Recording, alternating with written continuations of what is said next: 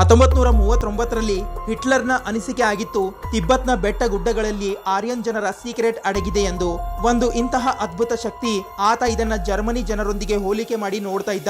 ಇದೇ ಶಕ್ತಿಯನ್ನ ಪಡೆಯಲು ಆತ ಒಂದು ನಾಜಿ ಸೈನಿಕರ ರಿಸರ್ಚರ್ಸ್ಗಳ ಒಂದು ಟೀಮ್ ಅನ್ನ ತಿಬ್ಬತ್ಗೆ ಕಳುಹಿಸಿದ. ಏಕೆಂದ್ರೆ ಅಲ್ಲಿ ಅಡಗಿರುವ ಅಪರೂಪದ ಶಕ್ತಿಯನ್ನ ಹುಡುಕಲು ಅಲ್ಲಿ ಅವರಿಗೆ ಕೆಲವೊಂದು ಸನ್ಯಾಸಿಗಳು ಸಾಧುಗಳು ಸಿಕ್ಕರು. ಅವರು ಒಂದು ಸ್ವಸ್ತಿಕ್ ಚಿಹ್ನೆ ಬಳಿ ಧ್ಯಾನ ಮಾಡ್ತಾ ಇದ್ರು. ಒಂದು ಇಂತಹ ಚಿಹ್ನೆ ಹಿಟ್ಲರ್ ಉಪಯೋಗಿಸೋದಕ್ಕಿಂತ ಮುಂಚೆ ಶಾಂತಿಯ ಪ್ರತೀಕ ಆಗಿರ್ತಾ ಇತ್ತು. ಒಬ್ಬ ತಿಬ್ಬತಿಯ ಸಾಧು ಆ ರಿಸರ್ಚರ್ಸ್ ಗಳಿಗೆ ಹೇಳಿದ, ಯಾವ ಶಕ್ತಿಯನ್ನ ನೀವು ಹುಡುಕಲು ಬಂದಿದ್ದೀರಾ ಅದರ ಅರ್ಥ ನೀವು ತಪ್ಪಾಗಿ ತಿಳಿದುಕೊಂಡಿದ್ದೀರಾ ಎಂದ.